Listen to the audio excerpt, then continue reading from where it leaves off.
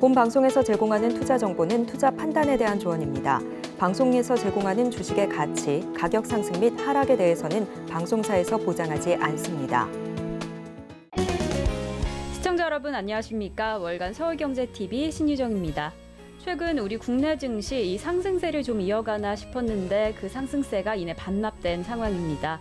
이런 하락세는요 이미 FOMC 자이언트 스텝이 선반영되었다라고는 하지만 이 연준의 피벗 가능성과 미국 중간선거 이후의 후폭풍까지 좀 우려가 가득한 상황입니다.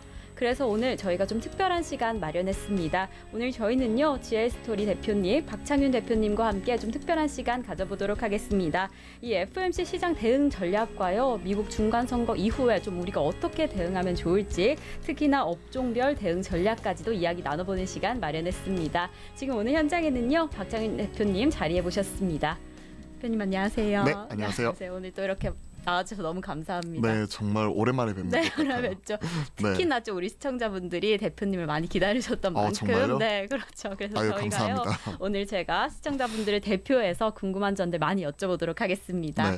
네, 그럼 저희는요 오늘 FOMC 이야기부터 좀 먼저 이야기 나눠보겠습니다. 네. 특히나 좀 FOMC가 올해 남은 기간들 좀 시장의 흐름을 크게 영향을 미칠 것이다라고 이야기가 나왔던 만큼 국내외 투자자분들 정말 촉각을 곤두세웠던 상황이었습니다. 그런데 바로 지난주에 이제 FOMC 결과가 발표가 됐죠. 네, 그렇죠. 네. 시장에서는 사실 일견에서는 네. 어느 정도 이제 연준 피벗 가능성까지도 네. 좀 염두에 두면서 일단 금리 인상의 피크 아웃에 대한 기대감과 그렇죠. 네. 그리고 연준은 정책 선회에 대한 연준 피벗에 대한 기대감 이런 부분이 있었지만 사실 시장에서는 실망감으로 좀 나타났었죠. 네.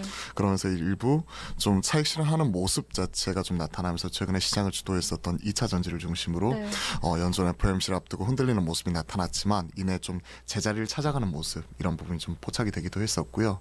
특히나 이제 우리가 시장에서 기대를 하고 있는 이제 연준의 인플레이션에 따른 이런 경계감 이런 부분이 파월 연준 의장의 입을 통해서 어떤 식으로 표출이 될지 이 부분을 좀 관심을 가지고 지켜보고 있었는데요. 확실하게 이제 어느 정도 입장을 좀 밝힌 것 같아요. 네. 즉 금리 인상 속도 조절에 대해서는 어느 정도 이제 용인하는 분위기가 나타났습니다. 그래서 지난주에 이제 있었던 연준의 이런 FOMC 이후에 CME 패드와치에서는 이제 12월 네. 이제 12월 14일에 차기 FOMC가 있죠. 이때에서 자이언트 스텝 가능성보다는 오히려 빅 스텝 가능성이 좀 더 지금 현재 과반을 넘어가고 있는 이러한 상황이 나타나고 네. 있기 때문에 분명히 속도 조절 측면에서는 증시에서는 긍정적으로 작용을 할 수 있을 것 같아요. 하지만 한편으로는 이제 우리가 생각을 했었던 금리의 이런 고점 이 부분이 좀 더 높아질 수 있다는 부분. 네. 이제 앞자가 지금은 4자이지만 향후에 5자도 볼 수 있다는 이런 경계감과 그리고 이제 통화 정책이 어느 정도 실물 경제에 파급이 되는 데까지 후행 효과까지도 우리가 확인하기까지는 좀 더 이제 시차가 필요하다 하는 얘기가 나왔었기 때문에 급격한 연준 피벗은 나타나지 않을 수 있다. 즉 금리를 어느 정도 올려놓고 여기서 바로 낮추는 것보다 확실히 통화 정책이 실물 경제에 미치는 영향을 확인하기까지는 시간이 많이 필요하다 보니까 상당 기간 이런 고금리가 유지가 될 수 있다는 부분 이 부분이 시장에서 부담 요인으로 작용을 했었죠. 이로 인한 시장 흔들림이 일부 나타났었고 그리고 이제 12월 이제 중순까지 어느 정도 이제 이런 연준이 금리 인상하는 데 있어서 스탠스 이런 부분에 따른 이제 연준 위원들의 발언 이에 따라서 또 시장의 변동성이 지난달과 마찬가지로 커질 수가 있기 때문에 시장에서는 아직까지 끝날 때까지 끝난 게 아니다라는 이런 시각에서 지금 시장을 바라보고 있는 것 같아요. 네. 정말 이렇게 금리가 인상되면서 2008년 이후에 최고 금리 수준이다라는 이야기가 그렇죠. 나오고 그래도 이 속도 조절의 가능성이 있다라고 하면 이 투자자분들 좀 희망이 있으실 것 같습니다. 그렇죠. 네. 이제는 금리 인상 속도가 피크 아웃한다. 네. 그 정도까지만 나오더라도 당장 이제 금리 인하에 대한 기대감은 많이 좀 멀어지긴 했지만 그래도 어느 정도 이제 최악은 지나고 있다는 판단 이런 부분이 좀 나오고 있는 것 같아요. 사실 뭐 그 정도만 해도 우리 투자자분들이 마음의 위안이 좀 많이 되실 것 같은데요. 그렇죠. 네, 저희가 또 10월 상황, 11월 주식시장 상황 좀 살펴보시면 정말 좀 변동성이 큰 건 아니었나라고 맞아요. 느껴졌습니다. 특히나 좀 외국인의 매수세가 눈에 띄우면서 뭐 올해 들어서 11일 연속으로 순매수세가 이어지기도 했고 그렇죠. 지난달 그러한 모습이 좀 나타났었고 네, 그래서 좀 지수 상승을 견인하는 것 같았는데 제가 좀 눈에 띄는 모습은요. FOMC 직전에 이 미국 증시가 하락하는 상황이었는데도 불구하고 국내 증시가 좀 잠깐 반등하는 모습까지 좀 보여줬던 게 좀 특징이 아니었나 싶습니다. 그러한 모습이 나타났던 게 네. 특히나 이제 FOMC를 앞두고 미국 증시는 3대 네. 지수 모두 저점 대비 10% 이상 올라왔거든요. 이미 올라간 상태여서. 이미 올라간 상태여서 이제 이에 따른 좀 FOMC를 앞둔 경계감의 차익 실현이 좀 일부 나왔었던 거고 국내 증시는 외인들의 수급을 중심으로 네. 코스피와 코스닥이 최근 차별화되는 양상이 좀 더 지속이 되고 있죠. 즉 외인들의 선택을 받는 코스피가 상대적으로 강한 면모가 10월 이후에 계속해서 나타나고 있고 상대적으로 이제 기술주 성장주 중심의 코스닥은 앞에서 말씀드렸다시피 이런 연준의 스탠스 변화가 확실하게 우리가 눈으로 확인하기까지는 앞으로 12월 FOMC도 봐야 되니까 좀 더 경계감에 코스피를 못 따라가는 모습 자체가 나타나고 있기 때문에 최근에는 형과 동생의 좀 움직임이 차별화되는 양상이 좀 포착이 되고 있다. 이게 포인트가 되는 것 같아요. 네. 가장 눈에 띄었던 부분이 앞에서 이제 외인의 환율 말씀을 외인의 수급 말씀을 주셨는데 저도 눈에 띄었던 부분이 결국 이거예요. 지금 1,400원이 훌쩍 넘어가고 있는 이런 고환율에서도 외인들이 환차선을 각오하고 지금 계속해서 사고 있다는 것은 확실히 장기적인 관점에서 놓고 보면 즉 여기서 장기라고 하면 단순히 한 달, 두 달을 바라보는 게 아니겠죠. 최소한 우리나라에서 6개월, 1년 혹은 뭐 2년 이상 이렇게 바라보는 장기 투자자 관점에서는 분명히 1,400원 이상의 환율에서는 어느 정도 저가 메리트가 있다.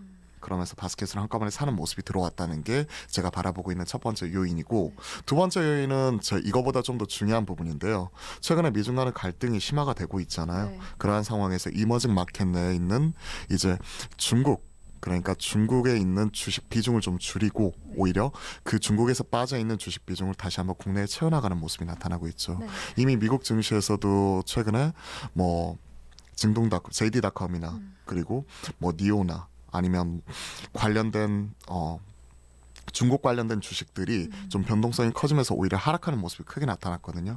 그러면서 오히려 이런 그 미국 자금 그리고 이런 글로벌 ETF 자금들이 중국 비중 자체를 많이 채워놨었다면 최근에 중국을 좀 배제하는 움직임 자체가 꾸준히 나타나고 있다 보니까 이런 투자자들 중심으로 중국물 비중을 줄이고 오히려 국내 비중 자체를 많이 살 수 있다는 거죠. 그런 의미에서 지금 우리나라 가장 대표적인 산업이라고 할 수 있는 반도체 네. 그리고 2차 전지 네. 이런 시총 상위 그리고 대표적인 종목들을 중심으로는 오히려 현 시점에서 이런 시황과 상관없이 계속해서 지금 바스켓을 다시 한번 채워나가는 모습이 나타나고 있기 때문에 이러한 모습은 확실히 외인들의 수급 측면에서는 긍정적이라고 바라볼 수 있을 것 같아요. 네, 이렇게 외국인의 매수세 좀 수급의 요인에 대해서 좀 잡아주셨는데요. 저희 잠깐 이야기 나온 것처럼 우리 반도체 업종 혹은 2차 네. 전지 이 외에 3분기 실적 발표가 되었던 것도 10월에 좀 이슈였던 것 같습니다. 네. 이렇게 3분기 실적 시즌이 이제 전환점을 돌았고 이런 상황 속에서 이사님께서는 3분기 주요 기업들 좀 실적 상황을 좀 어떻게 보실까요? 아무래도 이제 3분기 실적 발표를 보게 되면 업종별로 그리고 종목별로 확실하게 차별화되는 모습 자체가 지금 나타나고 있는 게 특징이 되는 것 같습니다. 특히나 가장 먼저 실적 발표 포문을 열었던 삼성전자 네. 그리고 LG전자, LG에너지솔루션 특히나 LG에너지솔루션은 큰 폭의 실적 개선 이 부분이 나타나면서 시장에서 좋은 평가를 받았고 상장 이후에 거의 최고치를 지금 찍어갈 수 있을 정도로 최근에 분위기 좋은 흐름을 좀 더 이어나가고 있는 반면 삼성전자 그리고 LG전자 이런 종목들의 경우에는 시장은 눈높이를 미스하는 모습이 좀 나타났었죠. 네.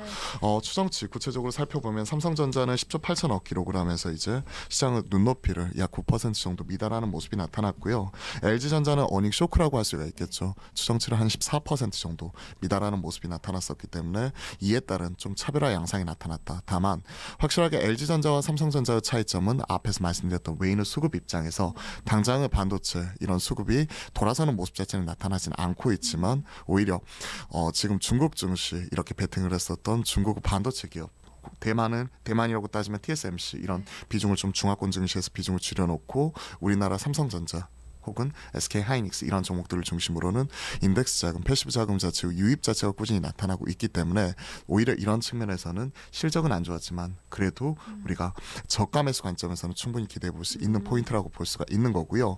2차 전지 쪽에서는 LG 에너지솔루션이 말 그대로 첫 단추를 정말 잘 꿰어주었고 그리고 포스코 케미칼이나 LG 화학이나 삼성 SDI 이러한 종목들이 마찬가지로 좋은 실적을 견인을 했기 때문에 실적 발표 이후에 오히려 추가적으로 주가는 다시 한번 고점을 경신해 나가는 상당히 긍정적인 모습이 나타났다는 게 이번 실적 발표에서 눈에 띄는 부분이었어요. 즉 업종별로 확실히 차별화되어 있고 실적이 잘 나왔었던 종목들과 그렇지 못했던 종목들 간의 괴리가 상당히 커졌었다. 그리고 당장의 실적, 3분기 실적도 중요하지만 3분기 실적 이후에 나타나게 될 4분기 그리고 내년도 상반기까지 이런 포워드 EPS 이런 부분을 추정을 다시 한번 새로이 하면서 이에 따른 눈높이 조정 자체가 가파르게 나타나고 있는 게 최근 시장에서 나타나는 특징인 것 같아요. 확실히 줄 세우게 해드리자면 최근에 이번 실적 발표에서는 반도체 그리고 경기 민감주 그리고 우리가 리오프닝이라고 일컬어지는 이런 내수주 이런 쪽은 상당히 좀 부진한 모습이 나타났던 반면 2차 전지를 중심으로는 상당히 좋은 모습이 나타났고요. 신재생 에너지, 태양광을 중심으로도 마찬가지로 좋은 흐름을 좀 이어갔기 때문에 이에 따른 차별화 양상이 이번 실적 시즌에서 두드러지게 전개가 되었다라고 좀 정의해드릴 수 있겠네요. 네, 이렇게 종목별로 차별화가 좀 강력했다라고 이야기해 주셨는데요. 좀 비교적 좋았던 종목도 있고 비교적 좀 아쉬웠던 종목들이 있는데 우리 2차 전지에 대해서 이야기하면 너무 좋을 것 같습니다. 최근에 2차 전지가 정말 국내 좀 효자 산업이다라고 꼽히고 있잖아요. 그렇죠. 워낙 또 주가도 많이 오르고 있고 그러면서 이제 업황 내에서도 좀 지속적인 상승세가 좀 눈에 띈다라고도 많이 전망을 하고 계신데요. 좀 대표님께서는 이 2차 전지 섹터뿐만 아니라 이렇게 지금 특별한 어떤 업종에서 어떤 상승세를 이어갈 수 있을까라고 좀 전망 보실까요? 이런 흐름은 좀 더 이어질 수 있을 것 같아요. 특히나 외인의 수급이 지금 현재 10월 이후에 계속 지속이 되고 있기 때문에 그런 관점에서 외인들을 눈높이를 충족시켜줄 수 있는 몇 안 되는 업종이 바로 2차 전지예요. 즉 현 시점에서 실적 그만큼 양극재를 중심으로 그리고 배터리 셀업체를 중심으로 실적 개선세가 두드러지게 나타나고 있고 그리고 이러한 흐름이 올해뿐만이 아니라 내년 이후에도 좀 더 지속이 될 수 있다는 측면에서 밸류에이션에 대한 부담은 있지만 이에 따른 다시 한번 바스켓을 채워나갈 수 있는 모습이 특히 외인들을 중심으로는 지금 계속해서 진행이 되고 있다는 것이죠. 특히나 이제 이번에 2차 전지 실적 이런 부분을 살펴보게 된다면 특히 LG화학 이 저는 상당히 눈에 띄었거든요. 특히 2분기 실적에서도 확실히 첨단 소재 사업부에서 확실히 긍정적인 모습이 나타나면서 본업단인 이런 화학 산업의 이런 피크 아웃에 대한 우려 그리고 이쪽의 수요 부진 뭐 이런 부분까지도 계속 이어지면서 이쪽의 감익에도 불구하고 첨단 소재 사업부가 확실하게 탄탄하게 치고 올라오는 모습이 나타나면서 긍정적으로 나타났고요. 특히나 이제 LG 화학이 그동안에 약점으로 지목받았던 게 두 가지였죠. 첫 번째 화학 쪽에서 이제 돈 다 벌고 이제 어느 정도 이익이 꺾이는 것 아니냐. 그리고 두 번째는 안고 빠진 찐빵 아니냐. 즉 LG 에너지 솔루션에 따른 이런 지주사로서 할인 뭐 이런 부분을 얘기를 했었다면 이제 LG 에너지 솔루션과 확실히 차별화되는 양상이 LG 화학에서 나타나는 것 같아요. 특히 양극재 이쪽을 중심으로 대규모 캐파 확장이 나타나고 있고 전고체 그리고 이제 뭐 음극재 분리막 그리고 폐배터리 재활용에 이르기까지 가장 수직 계열화가 지금 잘 되어 있는 대기업 중에 하나로서 LG 화학이 꼽히고 있고요. 그리고 이제 뭐 이런 중견기업단에서는 에코프로 BM, 에코프로 그룹주가 이쪽을 가장 잘하고 있잖아요. 뭐 그러한 부분에 있어서 LG 화학, 에코프로 BM 이러한 종목들이 전 가장 많이 눈에 띄었다 이렇게 좀 말씀드려보고 싶고요. 최근에 이제 주가 측면에서 놓고 보면 삼성 SDI가 다시 한번 계속해서 고점을 경신해 나가는 모습이고 포스코 케미칼은 역사적 고점을 이러한 시장 상황에서도 새로 쓰고 있죠. 그러한 모습을 보면 확실히 시장에서는 되는 집은 참 더 잘 되는 것 같고요. 그리고 더 잘 가고 안 되는 집은 끝이 바닥이 어딜까 싶을 정도로 그만큼 좀 차별화되는 부익부 빈익빈 현상이 좀 심화가 되는 것 같다. 뭐 K사 N사 이러면 아시겠죠?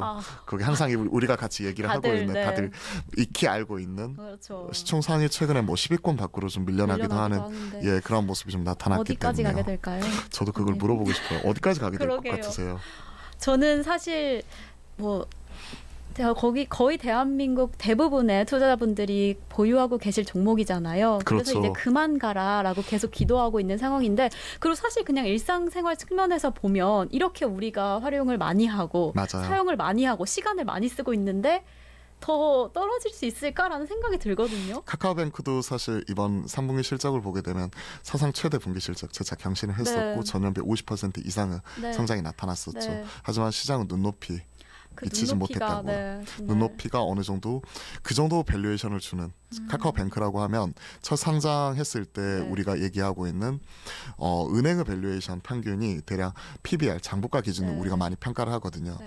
보게 되면 대략 한 0.6배에서 0.8배 좋을 때, 안 네. 좋을 때는 뭐 0.4배, 5배 이렇게 주기도 하는데 네. 그 정도로 보고 있었는데 카카오뱅크는 PBR 5배 초기에 네. 여기까지 올라갔기 때문에 우리는 은행이 아니라 플랫폼이다. 네. 즉 성장에 대한 부분에 대한 프리미엄을 많이 주었던 거죠.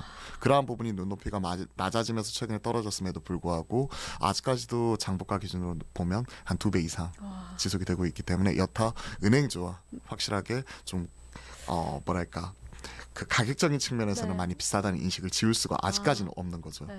그리고 말하다 보니까 벌써 카카오가 네, 나와버렸네요. 그러게요. 카카오에 대한 이야기 좀 네. 해주시면 좋을 것 같습니다. 네, 카카오가 나와버렸는데 네.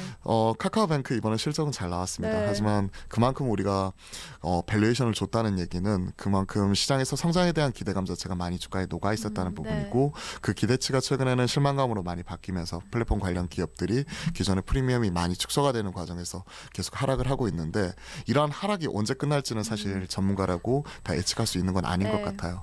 이쪽도 끝나봐야 끝나는 부분 자체를 알 수 있는 것 같고 최근에는 매도가 매도를 부르는 수급의 악순환 이런 부분이 계속 연결고리에 놓여 있기 때문에 당장 이제 매도가 매도를 부르는 상황에서 두려움에 바로 팔기보다는요.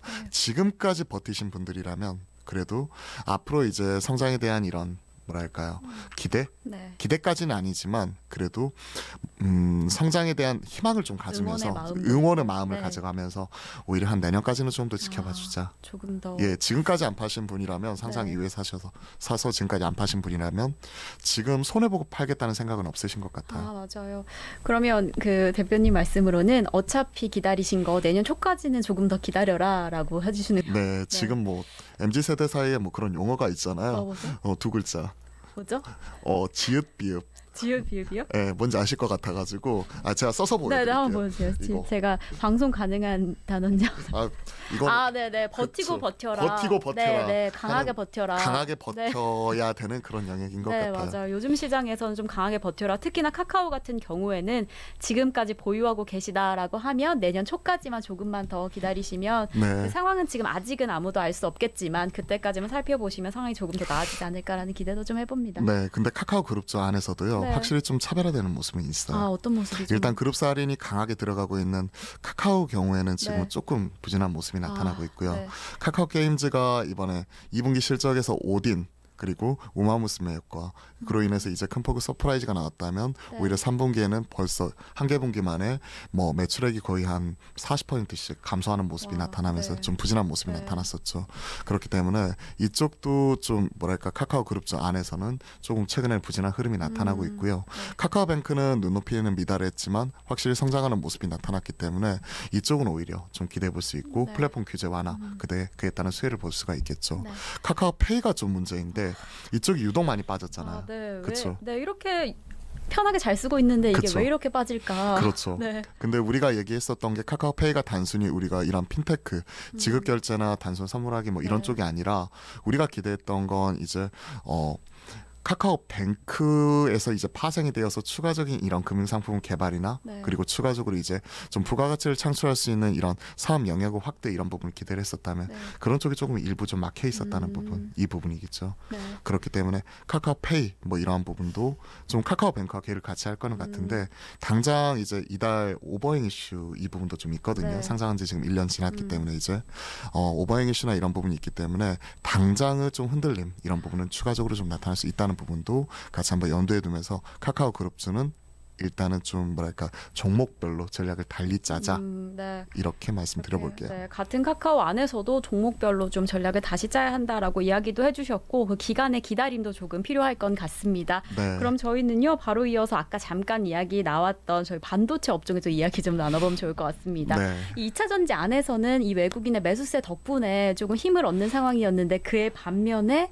이 반도체 업종 안에서는 이 외국인 투자자들의 좀 매도세가 좀 이어지고 있습니다. 근데 사실 이게 근데 이렇게 되면 영향이 조금 있는 게 개인 투자자분들은 이 외국인 투자자의 행보에 조금 많이 신뢰를 하는 편이라서 네. 지금 개인 투자자 역시나 2차 전지에 대한 기대감을 가지고 있고 이제 반도체는 그 반면에 조금 우려를 많이 하고 있는 상황으로 보여집니다.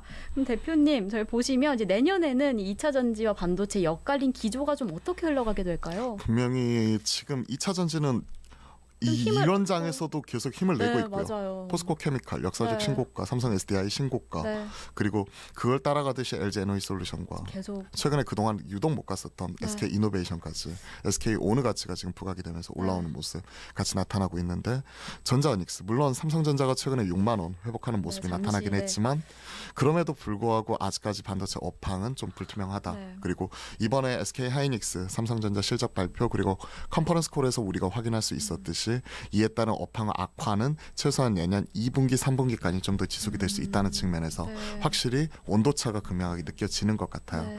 다만 이제 외인들이 2차 전지를 많이 채워넣는 과정 속에서 네. 반도체도 분명히 담고 있거든요. 그리고 이러한 부분은 반도체 업황에 일정 부분 선제적으로 베팅하는 부분도 있지만요. 우리나라 원화를 사고 그리고 한국을 산다는 측면에서는 저도 삼성전자를 빼놓고 얘기할 수는 없을 것 같아요. 네. 최근에 반도체 투탑 안에서 보면요, 삼성전자와 지금 SK 하이닉스 좀 온도차가 좀 미묘하게 엇갈리는 모습이 나타나고 네, 있어요. 어떻게 생각하세요? 결론을 말씀드리면 삼성전자 좋다, SK 하이닉스는 뭔가 좀 아리까리한데 약간 이런 그런가요? 느낌이에요. 네. 왜냐하면 SK 하이닉스가 이번에 실적 발표를 했죠. 네. 이번에 그 1조 6,500억 기록을 하면서 시장의 추정치를 무려 23% 하회하는 모습이 나타났습니다. 네. 그러면서 지금 뭐 PBR이 1배 미만이기 때문에 가격적인 메리트가 있음에도 불구하고 이번 컨커를 통해서 확인한 바는 내년도 투자에 대한 부분을 50% 줄이겠다 얘기 나오면서 SK 하이닉스와 연관되어 있는 이런 밸류체인 벤더들에 대해서는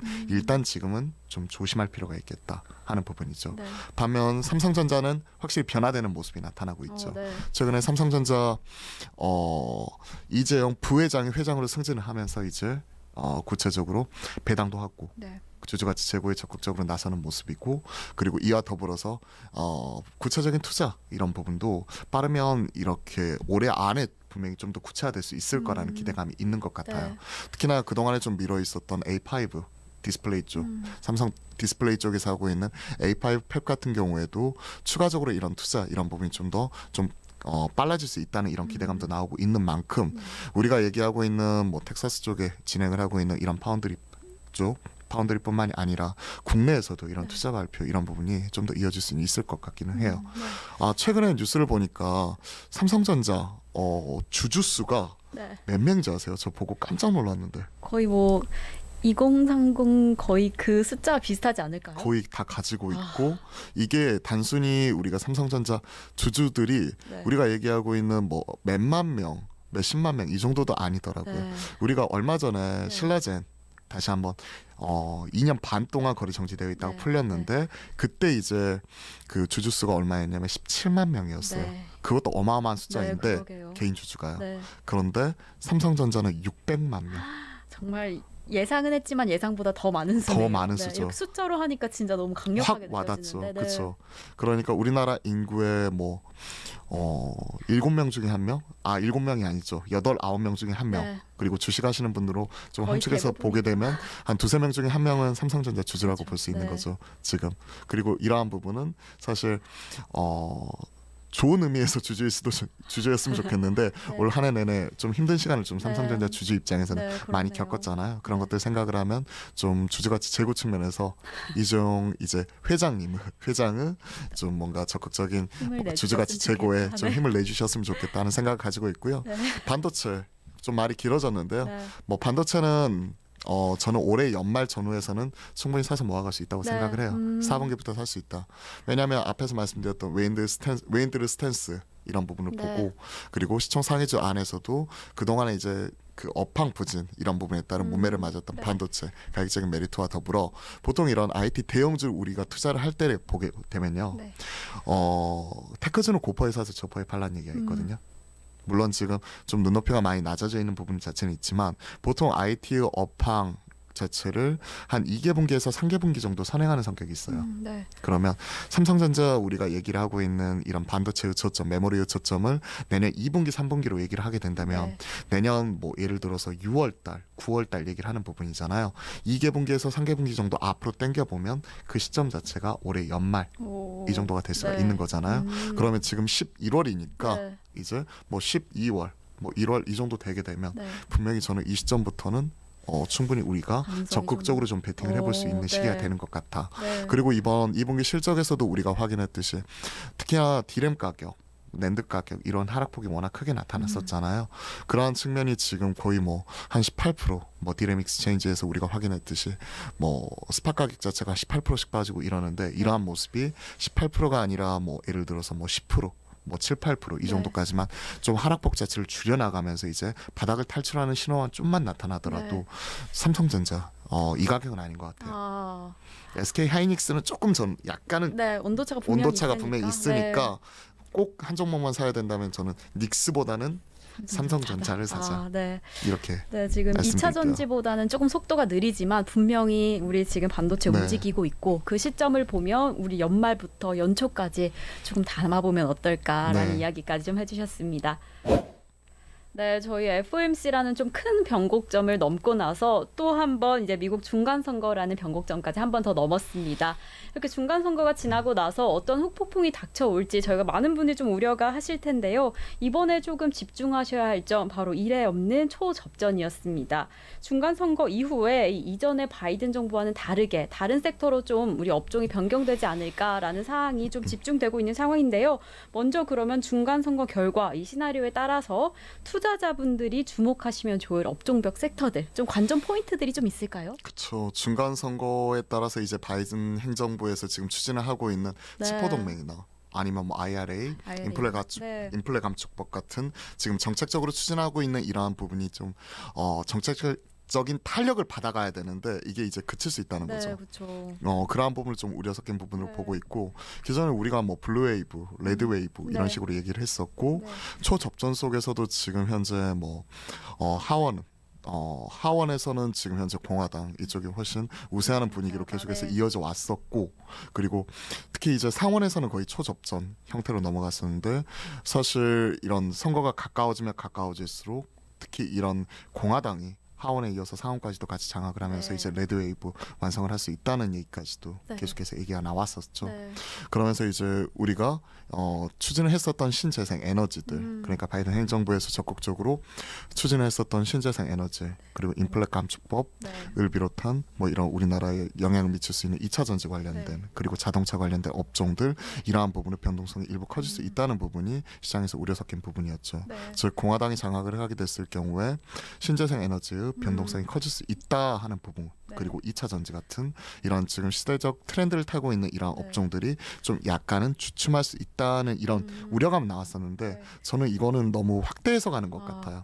시대적 트렌드 이런 네. 부분 따라가고 있는 부분이기 때문에 사실 이번 중간선거 결과 이런 부분을 보고서도 제가 가지고 있는 뭐 이런 친환경 트렌드는 크게 변함은 없을 것 같다. 네. 그리고 지금 현재 바이든 행정부가 확실히 중국과 선을 긋고 있는 모습이 나타나고 있잖아요. 네. 하지만 이전의 공화당 행정부, 즉 트럼프 행정부에서도 보면 G2 간의 갈등, 패권 경쟁이 지속이 되는 가운데 미국과 중국의 이런 갈등 양상은 계속 지속되고 있었기 때문에 이러한 부분에 있어서는 크게 변화하는 양상은 없을 것 같아요. 네, 사실 좀 우려가 많았거든요. 이 공화당이 이제 바뀌게 되면 네. 뭐 전기차나 태양광 요즘에 가장 이슈인 부분인데 그쵸. 이런 분야가 좀 바뀌게 될 것인가? 그러면 지금 사실 이쪽으로 매수세가 몰리고 있었는데 새로운 섹터 좀 변경될 것인가에 대한 좀 우려감도 되게 많으셨을 것 같은데 이 시대적 흐름을 무시할 수는 없다. 그렇죠. 네. 흐름 자체가 그렇게 나타나고 있었고 네. 그리고 사실 IRA 법안 네. 전후해가지고 시장을 또 주도했었던 네. 섹터가 우리가 얘기했었던 태조 이방원. 네, 그렇죠. 그렇죠.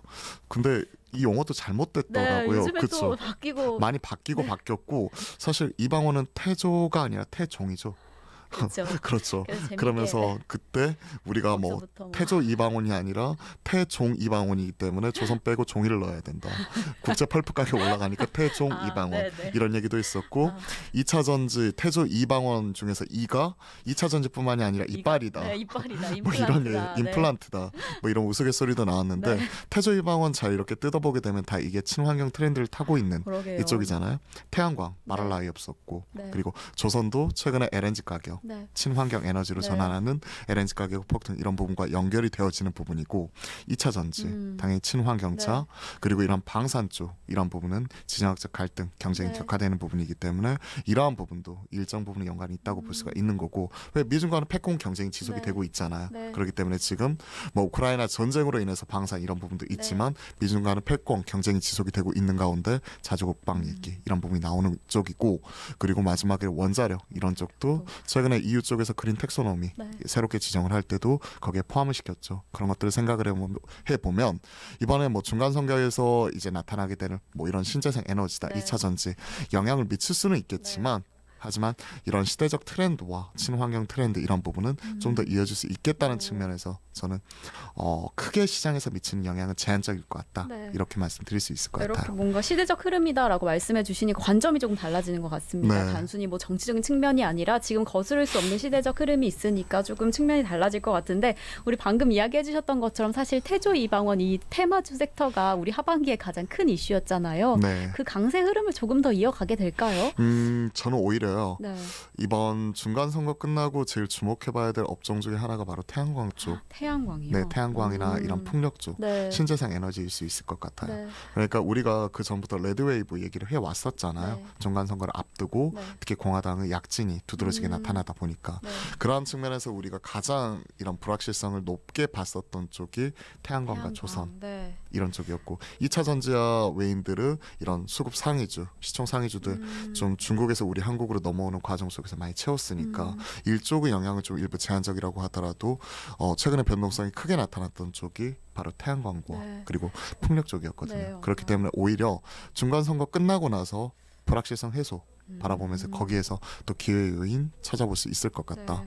그러면서 이번에 우리가 현대 에너지 솔루션, 한화 솔루션 네. 이런 종목들 실적 보게 되더라도 네. 확실히 시장 눈높이를 크게 비트하는 모습이 2분기에 이어서 3분기에서도 재차 나타났기 때문에 당장 IRA 법안 이에 따른 뭐 수혜 여부 이런 걸 차치하고서라도 근본적인 경쟁력 자체가 확실히 네. 좀 높아지는 것 같아요. 네. 특히 이제 현대 에너지 솔루션의 경우에는 유럽 쪽 수출 비중 전체 뭐 85% 이상 수출을 하니까요. 그리고 이제 셀이나 모듈 가격 이런 부분이 계속해서 올라가고 있는 쪽이고 이쪽에서는 긍정적으로 나타나고 있고 IRA 법안 이 부분이 일부 흔들릴 수는 있겠지만 이쪽에 따른 이제 보조금 지급 이런 부분이 나타나게 된다면 가장 수혜 볼 수 있는 종목으로서는 또 하나솔루션 이 부분이 있기 때문에 오히려 이런 종목들은 분명히 기회 요인을 그쪽에서 좀 찾아볼 수 있을 것 같다 생각을 하고 있고요.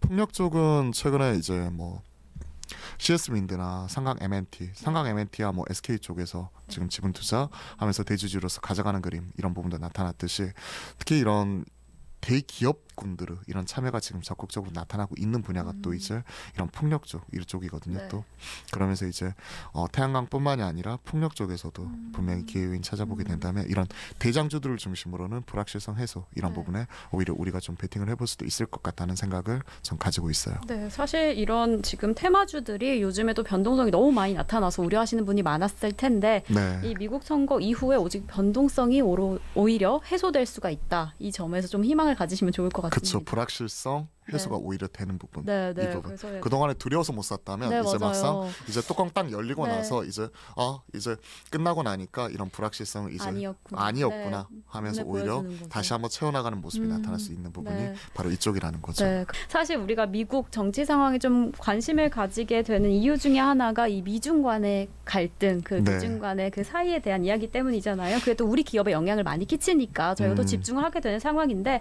사실 어떠한 상황이든지 이런 지금 미중 간의 갈등, 우리 기업에 좀 어떠한 영향을 좀 미치게 될까요? 셈법은 되게 복잡할 것 같아요. 네.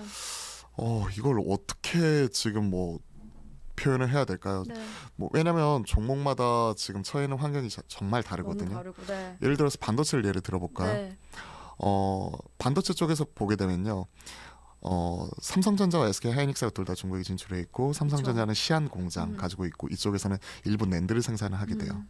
그런데 이쪽에서 미치는 영향 자체는 사실 상당히 제한적이라고 보고 있거든요. 네. 하지만 지금 그 우시 쪽에 팹을 가지고 있는 SK 하이닉스 입장에서는 네. 이쪽에서 D램이 나오거든요. 네. 근데 이쪽이 상당 부분 비중이에요. 거의 한 50% 가까이 되는 걸로 알고 있어요. 그리고 인텔 쪽에 우리가 10조 원의 돈을 들여가지고 이번에 그 시스템 반도체 파운드리를 인수했죠. 네. 대련 쪽에 있는 공장. 이 부분을 인수를 했는데 미중 간의 갈등이 격화되니까 인수를 한 이후에 이제 설비 투자라든지 이런 부분을 새롭게 진행을 하면서 뭔가 적극적으로 투자를 해야 될 시점에 딱 발목이 잡혀버린 네. 거죠. 그렇기 때문에 이러한 측면에서 놓고 보면 SK 하이닉스 입장에서는 조금 네. 발목이 좀 더 이제 중국에 잡혀 있는 듯한 이런 느낌이 들어요. 네, 그 반대쪽. 그래서 네. 미중 간의 갈등, 뭐 치포 동맹, 뭐 이런 얘기 나오면서 삼성전자, SK 하이닉스 뭐 셈법 계산기 두드려 보면 개인적으로는 SK 하이닉스가 좀 더 불리한 것 아닌가. 물론 삼성전자도 영향이 있겠지만 네. 사업부 자체도 좀 더 다변화되어 있고 이번 뭐 매출에서 SK 하이닉스 매출의 약 98%가 이런 메모리 쪽에서 와, 나오잖아요. 네. 그런 것들 생각을 정말. 해보면 이런 부분에 있어서 전자닉스 이런 셈법은 약간 달라질 수 있고 둘 다 이런 부분에서 중국을 배제하게 되고 중국 반도체 굴기를 누르게 되면 장기적인 관점에서는 우리가 좀 수혜를 볼 수 있다는 네. 부분 이런 부분이 있을 수 있겠지만 그 안에서 SK 하이닉스 중국 사업 특히 이번에 야심차게 인수했었던 대련은 이런 인텔을 이런 파운드리 팹 이런 부분을 활용할 수 없다는 부분 네. 이런 부분이 좀 저는 좀 뼈아프게 다가오네요. 네. 뭐 이런 거나 뭐 반도체뿐만이 아니라 네, 뭐 업종별로 좀 다를 업종별로 것 같은데, 엄청 네. 차별화될 수가 있겠죠. 네, 완성차나 뭐 2차 전지, 신재생 에너지 이쪽은 좀 어떻게 볼 수 있을까요? 오히려 미중 간의 갈등 심해지면서 최근에 2차 전지가 좋은 이유가 그래요? 미국에서는 네. 지금 예를 들어서 최근 니오 같은 경우에 크게 흔들렸었고 네. BYD도 크게 흔들렸죠. 네. 그러면 반도체 그 2차 전지 배터리 셋업체인 CATL 네. 뭐 이런 부분을 매각을 하면서 우리나라 삼성 SDI, LG 에너지 솔루션 그리고 SK 이노베이션까지 일부 채울 수 있는 거고요. 네, 그렇네요. 그쵸? 네, 그렇습니다. 그리고 네, 또 추가적으로 이제 뭐 중국 이런 그 소재단 이런 네. 부분을 좀 배척하는 모습이 나타나면서 우리나라 2차 전지 소재 업체들 오히려 에코프로비엠이나 포스코 네. 케미칼 이런 종목들이 좀 약진할 수 있는 이런 요인이 될 수도 있는 거죠. 네. 하지만 완성차 업체 이런 것들을 생각을 해보면 물론 이제 비중 자체는 많이 좀 낮아지기는 했지만 네. 아직까지 상당 세계 최대의 친환경차 시장이 네. 미국이 아니라 중국이잖아요. 그런 것들 생각을 해보면 베이징 현대 뭐 이런 부분을 통해서 꾸준히 진행을 하고 있는 뭐 내연 기관차뿐만이 아니라 이런 친환경차 이런 전략에 있어서도 일부 타격은 좀 불가피할 것 같고요. 그리고 신재생 에너지 네. 뭐 이러한 종목들도 뭐 중국 폴리실리콘 그러니까 특히 태양광 이런 그 밸류 체인을 보면요. 뭐 웨이퍼부터 해가지고 웨이퍼가 아니죠. 폴리실리콘부터 해서 인곡, 웨이퍼, 그리고 셀, 모듈, 향후 EPC까지 가는 과정 속에서 거의 중국이 한 7, 80% 이상을 점유하고 있어요. 네. 폴리실리콘 부분만 대략 한 65%, 3분의 2 정도를 점유를 하고 네. 있고요. 나머지 셀이나 모듈 단으로 가면 전 세계 태양광 시장의 셀 모듈을 한 90% 이상 그쪽이 차지하고 있거든요. 네. 특히 인곳 이런 쪽도 그렇고요. 근데 그런 쪽에 오히려 배제가 되면 우리나라 입장에서는 수혜죠. 수혜라고 볼 수가 있는 네. 거죠.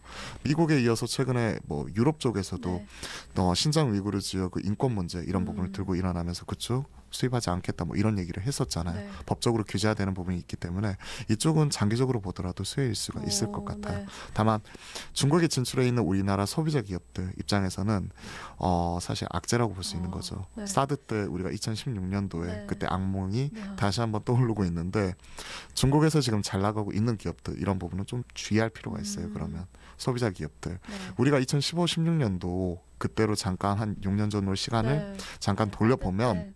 사드 이전에 가장 잘 나갔었던 우리나라 소비자가 어디였죠? 어디였죠? 화장품. 네. 그렇죠. 화장품. 네. 화장품 쪽. 아, 생각을 해보면 네. 지금 화장품 탑 40 브랜드 안에도 우리나라 화장품 끼지를 못해요. 지금 네. 지금은요. 그러면서 11월 11일 우리가 광고제 얘기를 하는데 그런 얘기가 지금 쏙 들어가 있잖아요. 그러게요. 그렇죠. 네. 그 전만 하더라도 우리가 마스크팩, K뷰티 맞아요. 하면서 화장품, 아모레퍼시픽, 설화수나 아니면 LG 생활건강의 후 브랜드 이런 쪽이 최상단을 차지하고 있었다면 네. 이런 유럽 최상의 브랜드 뭐 로레알이나 네. 뭐 에스티로더 뭐 이런 쪽에 치이고 아니면 중국 로컬에 치이고 네. 이러면서 이제 최근에 나타나고 있는 올해 5, 6월 달에 있었던 중국에서 이제 뭐 이런 그 알리바바 티몰 행사가 있었거든요. 네, 네. 그때 보게 되면 또 그쪽에서 탑 40위권 안에 우리나라 브랜드가 하나도 없더라고요. 화장품 네. 그런 것들 생각을 하면 소비자 기업 입장에서는 또 네. 이게 약점으로서 또 그러네요. 작용할 수 네. 있기 때문에 뭐 이런 것들이 계속해서 좀 심화가 되는 부분은 우리가 인지를 해야 될 것 같아요. 근데 냉정히 생각을 해보면 사실 이게 하루 이틀 일은 아니고요. 변수라기보다는 상수거든요. 네. 많이 적응을 했을 것 같고요. 지금 중국 제일 잘하고 있는 기업 중에 소비자 기업 중에 딱 하나 꼽자면 푸푸 우리가 얘기하는 애칭이 푸푸더라고요. 네. 푸푸 FNF 아, 디스커버리 뭐 이런 쪽이나 아니면 중국 내에서 지금 잘하고 있는 오스템 임플란트 네. 뭐 이런 기업들 이런 네. 기업들이 또 이제 중국에서 이번 실적 발표를 통해서 또 어떤 식으로 또 중국 사업부 진행을 하고 네. 있고 향후 전망이 어떻게 되는지 주주분들 입장에서 이런 부분을 다시 한번 또 점검을 하고 넘어가야겠죠. 정말 업종별로 좀 집중을 좀 하셔야 할 것 같은데 사실 화장품 업종도 그렇고 좀 중국과의 관계를 기대하면서 투자하시는 분이 많으실 것 같은데 지금도 그렇고 추후에도 좀 투자하실 때 좀 많이 좀 주의를 하셔야 할 것 같다라는 생각이 좀 듭니다. 중국이 이제 프리미엄에서 디스카운트로 바뀐 지가 지금 5년이 넘었잖아요. 네. 그런 것들을 생각을 하면 많은 투자자분들은 어느 정도 이런 부분을 리스크는 좀 인지를 하고 네, 많이 또 가지셨을 가져가는 것 거고 같아요. 이미 네. 예, 많이 학습 효과를 통해서 많이 네. 인지를 하고 계실 것 네, 같아요. 이미 좀 아실 수도 있으니까 네. 좀 그런 점에서 좀 고려하시면서 투자 진행하시면 좋을 것 같고요. 저희가 우리 투자 시장을 좀 이야기해봤을 때 올해 초에 우리 2022년 상저하고 양상을 좀 보일 것이다라는 전망이 계속 나왔습니다. 그럼 우리 이제 연말이 남았으니까 네. 고점을 향해서 달려갈 것이냐라는 좀 기대를 많이들 하고 계시잖아요. 그래서 좀 이 남은 2달 동안 이 글로벌 증시가 산타랠리가 이어지진 않을까. 라는 기대까지도 좀 보여지고 있는데요. 좀 어떻게 보시나요? 제가 기대해 여쭤보고 싶어요. 네네. 어떻게 보세요? 저는 진짜 말 그대로 매일매일 시장과 이렇게 그렇죠. 호흡하시잖아요. 네네. 어떻게 생각하시는지 궁금해요.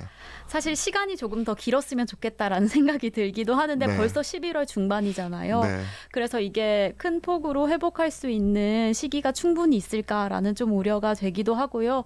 그런 반면에 좀 기대는 하고 있습니다. 네. 그래도 뭔가 많은 대외적 이슈들이 좀 회복이 되어서 좀 그렇게 좀 극복할 수 있지 않을까라는 생각은 드는데 좀 우리에게 남은 시간이 너무 없진 않나라는 생각이 좀 듭니다. 한 달 반, 네. 한 달 반 정도 남았고 네. 통상적으로 연말에는 별로 이렇게 썩 좋은 모습은 아니었었죠. 10월, 11월 달은 항상 우리가 나타났었던 대주주 양도세 문제도 있었고 그렇죠. 네. 뭐 이런 부분은 개정 이런 부분이 네. 나타나지만 내년 1월 1일부터이기 때문에 뭐 이게 저도 정확하게 이런 부분 좀 더 확인을 해봐야겠지만 이에 따른 또 이제 수급상 위축 요인 이런 부분도 있을 수는 네. 있지만 그럼에도 불구하고 올해 그래도 산타는 오지 않을까 네, 그래도 산타 논다. 생각을 가지고 있어요. 네. 왜냐하면 올 한 해 내내 유독 어렵고 힘들었었잖아요. 힘들었으니까. 그러한 네. 과정에서 12월 달에 연준의 긴축 네. 속도 조절이 분명히 나타날 수 있다는 부분. 그렇죠. 네. 이 부분이 좀 힘을 얻어가고 있고요. 네. 즉 그동안에 이제 4번 연속 자이언트 스텝을 했잖아요. 네. 이제는 빅 스텝으로 가면서 어느 정도 속도 조절 나설 수 있다. 네. 이제 최악은 지나고 있다는 시그널을 시장이 줄 수 있다는 네. 부분. 그리고 두 번째는 이 정도 높은 1,400원이 넘어가는 고환율에서도 외인들은 저가 매수는 꾸준히 들어오고 있다. 즉 네. 우리나라 국내 증시의 밸류에이션 메리트 이 부분이 충분히 있고 미중 간의 갈등 속에서 중국으로 향하던 패시브 자금이 다시 한번 우리 한국 물 비중을 높여나가고 네. 있다는 부분. 그러면 이런 외인들의 장기 투자 이 부분이 들어오고 나서 이에 따른 낙수 효과가 분명히 이제 어느 정도 나타날 수 있다고 네. 보고 있거든요. 그렇게 본다면 올해 정말 따뜻한 연말까지는 아니지만 좀 최악은 지나가는 가운데 네. 좀 으쌰으쌰하는 과정 속에서 우리가 좀 연말을 보낼 수 있지 네. 않을까 하는 개인적인 소망도 가지고 있어요. 온정 정도는 느낄 수 있겠다. 온정 정도는 느낄 수 네. 있겠다. 피크아웃에 대한 기대감과 함께 산타는 어쨌든 온다. 라는 이야기로 좀 희망을 좀 가지실 것 같은데요. 그렇다면 이렇게 산타 랠리가 그래도 조금은 오게 된다면 이 랠리를 좀 주도하게 될 업종이 좀 따로 있을까요? 어떤 업종에 좀 집중을 하면 조금이나마 좀 투자자분들이 좀 전략을 짜 나가시는 데 도움이 되실 수 있을까요? 일단 저는 투 트랙으로 보고 있어요. 네. 일단 외인들 지금 많이 담고 있는 시총 상위주 그 정도를 계속해서 이제 부익부 빈익빈 현상 속에서 좀 더 이쪽으로 수급 집중이 좀 더 네, 나타날 네, 수 있을 네. 것 같거든요. 그렇게 본다면 저는 지금 현 시점에서 시총 상위주 그러니까 시가총액 상위 종목 코스피 안에서 네. 시총 30위권 안에 있는 종목들을 좀 주목을 해보자. 먼저 이렇게 말씀드리고 네. 싶고요. 그 안에서 가장 지금 안 좋다고 하고 있는 기업 네. 그 중에서 이제 반도체 쪽을 생각을 해보게 된다면 네. 당연히 삼성전자, 하이닉스보다는 저는 삼성전자 좀 이 정도를 좀 중심으로 이쪽을 좀 대응을 해야 될 것 같고 네. 그리고 2차 전지 이쪽은 좀 가져가야 되죠. 그렇기 때문에 네. 이쪽은 조정 나올 때마다 좀 모아가는 네. 측면에서 즉 투트랙에서 첫 번째는 시총 상위주들 네. 대형주들 중심으로 빠질 때마다 조금씩 담아가 보자. 네. 네. 그리고 투자 시계 자체를 반도체의 경우에 좀 길게 가져가면서 네. 올해 연말 전후에 대해서 이 변곡점에 대해서 나타날 네. 수 있다고 말씀드려 보았잖아요. 네. 한 2, 3개분기 정도 선행을 하니까요. 그 부분 생각을 하면 이쪽 시총 상위주를 챙기고 두 번째는 우리가 지금 현 시점에서 시장을 주도하고 있는 주도 섹터 그리고 주도 종목 네. 이러한 부분이 뚜렷하게 두드러지지 않다 보니까 네. 테마별 순환매가 워낙 두드러지게 나타나잖아요. 네. 당장 이달 중순에 이제 사우디 빈살만 왕세자 다시 한번 또 방한을 하니 안 하니 하다가 다시 한다고 하니까 네. 네옴시티 관련주다. 그리고 최근에 뭐 폴란드 원전 얘기도 나왔다시피 네. 뭐 원전 관련주다. 뭐 UAM 관련주다 뭐 하면서 돌아가면서 테마별 순환매가 나타나고 있는데 손 빠르시고 발 빠르신 분들 즉 손 빠르게 들어갔다가 발 빠르게 도망 나올 수 있는 이러신 분들이라면 네. 이런 섹터별 순환매를 적극적으로 이용해 보는 건 어떨까 생각을 하고 네. 있습니다. 두 트랙으로. 네. 즉 이쪽에서는 대전제는 이거예요. 올라갈 때 따라가지 말자. 네. 그리고 빠질 때 사서 모아갈 수 있는 중장기적인 접근은 시총 상위주들, 시총 상위 30위권 안에서 상대적으로 못 갔었던 종목들 네. 일부 채워나가는 가운데 반도체, 삼성전자도 관심 가져보자고 네. 두 번째 나타날 수 있는 이런 손 빠르고 발 빠르신 분들은 이런 테마, 섹터별 네. 순환매가 나타나고 있기 때문에 이런 종목들은 지금 뉴스 나오게 되면 모멘텀 나오면서 윗골이 달리면서 많이 파는 모습이 네. 나타나더라고요. 그러니까 지금은, 네. 그런 종목들이 돌아가면서 올라가잖아요. 우리가 태조 이방원 얘기 나왔었던 게 뚜렷한 주도주가 없다 보니까 이런 5개 섹터가 돌아가면서 올라오면서 네. 태조 이방원 나왔듯이 마찬가지로 이런 모멘텀이 있는 쪽을 미리 사가지고 뉴스에 팔아가는 대응 전략으로 오히려 이런 종목들도 좀 매매로서 같이 활용을 해보자. 네. 투트랙으로서 네. 각각 말씀드려볼게요. 네, 이런 상황에서 투 트랙으로 진행하라라고 해주셨는데요. 약간 성향에 따라 조금 다르게 가져가시면 네, 될 것 그렇게 같습니다. 가져가셔도 될 것 좀 같아요. 무게감 있게 가져가실 수 있다 하시면 이 시총 상위 종목들, 뭐 특히나 반도체 업종 좀 집중하면 좋을 것 같다라고 해주셨고요. 그리고 조금 더 발빠르게 움직이실 수 있는 분들은 이 섹터별로, 테마별로 순환매에 집중하시면 너무 좋을 것 같습니다. 그쪽은 네. 빠질 때 사가지고 다음 차례를 기다리면서 뉴스에 파는 네. 셀온 뉴스에 파는 전략으로 네, 그렇게 딱 임해야 될 것 같아요. 네, 그렇게 하려면 정말 발빠른 손과 저 활짝 열린 귀가 필요할 것 같습니다. 그렇죠. 네. 그럼 저희 대표님 마지막으로요. 저희 투자자분들께 우리 올해 연말까지 어떤 투자 전략 가져가면 좋을 것 같다라고 한마디 딱 정리해 주실 수 있을까요? 이렇게 말씀드릴 수 있을 것 같아요. 앞서 삼성전자 주주분들이 600만 명 600만 이렇게 하잖아요. 네. 그리고 올 한 해 내내 너무나 힘드셨잖아요. 네. 근데 이제 올 한 해가 이제 한 두어 달도 채 남지 않은 것 같아요. 두 달도 네. 채 남지 않았기 때문에 최악은 저는 지나가고 있다고 판단을 하고 있거든요. 그리고 지금까지 힘을 내셨고 기운을 내셨고 버티셨으면 저는 충분히 그 내년에 있을 좋은 장에서 그 성과를 향유할 수 있는 뭐랄까요? 성과를 향유할 수 있는 자격은 충분히 네. 갖췄다고 생각을 합니다. 그런 것들 생각을 하면 이제 다 왔다. 기운을 내고 따뜻한 연말 한번 우리가 좀 기대해 볼 수 있도록 마지막 남은 용기 좀 잃지 않으셨으면 좋겠다. 화이팅 하셨으면 좋겠습니다. 네. 네, 저희가 준비한 소식은 여기까지입니다. 2022년 정말 유독 좀 힘든 한 해를 보내셨을 텐데요. 이 남은 2달 동안 유종의미를 거두고 싶으신 투자자분들이 정말 많으실 것 같습니다. 그래도 좀 이례적으로 살펴보면 미국 중간선거 이후에 반등 양상을 보였던 이 미국 증시의 향방에 따라서요. 지금 이 세계 이목이 어느 때보다 좀 주목되고 있는 상황입니다. 이러한 상황 속에서 조금 혼란스러우시다면요. 저희 서울경제TV 월간 서울경제와 함께 하시면서 든든한 투자 전략 가져가시면 너무 좋을 것 같습니다. 그럼 오늘 하루도 끝까지 서울경제TV와 함께 하시면서 성공 투자하시기 바라겠습니다. 오늘도 시청해주신 여러분 고맙습니다.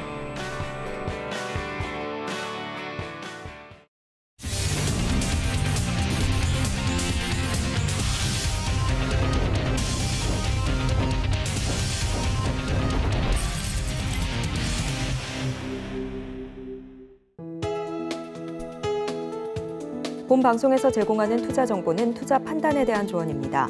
방송에서 제공하는 주식의 가치, 가격 상승 및 하락에 대해서는 방송사에서 보장하지 않습니다.